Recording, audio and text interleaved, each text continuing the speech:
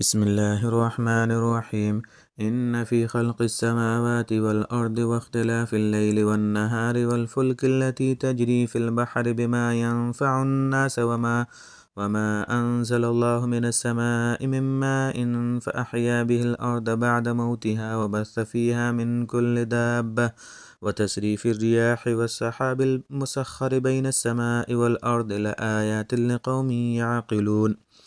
بے شک آسمان اور زمین کی تخلیق میں، رات دن کے لگاتار آنے جانے میں، اور ان کشتیوں میں جو لوگوں کے فائدے کا سامان لے کر سمندر میں تیرتی ہیں، اس پانی میں جو اللہ نے آسمان سے اتارا اور اس کے ذریعے زمین کو اس کے مردہ ہو جانے کے بعد زندگی بخشی،